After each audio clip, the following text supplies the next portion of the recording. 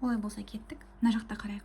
Бізде мынау екінші дәрежелі түбір және оның квадраты бар. Демек мына жердегі 2 мен мынау қысқарып кетеді да, x-тің өзі шығады сыртқа деген сөз. Сонда x квадрат қосу x минус 2 тең болады 0-ге деп бірден Виет теоремасына сала саламыз.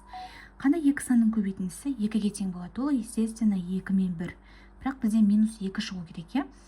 Онда біз 2-нің алдына минусты қоямыз. Сонда екеуінің қосындысы минус 1-ді береді. Мына жерге керісінше екеуінің көбейтіндісі минус 2-ні береді.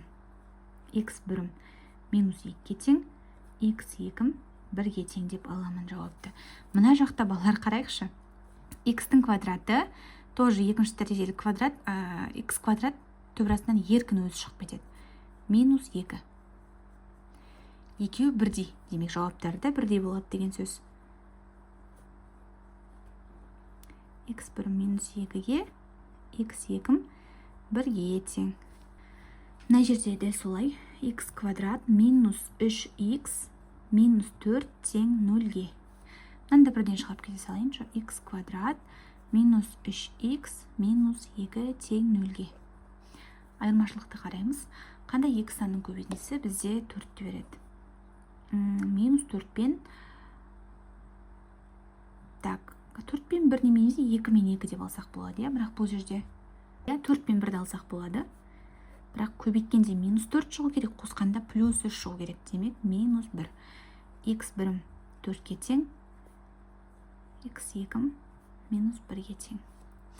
Мұнда да екі санның көбейтіндісі 2-ге тең болу керек. 2 мен 1 ол. Бірақ минус 2 шығу керек. Және минус 3 шығу керек. Демек, плюс 3 шығу керек керісінше. Демек, біз қайтып алады екенбіз. Бұл жерде ветке келмейді екен, не как себебі минус 2 шығу керек, көбейтіндісі қосындысы минус шығу керек. Бұл жауап бізде болмайды. Онда дискриминантқа салам. Минус 3-тің квадраты, минус 4 көбейтілген минус 2. Сонда 9 қосылған 8. Тең болады 17. Ешқандай санның квадраты бола алмайды. x1 мен x2-ні бірден табамын.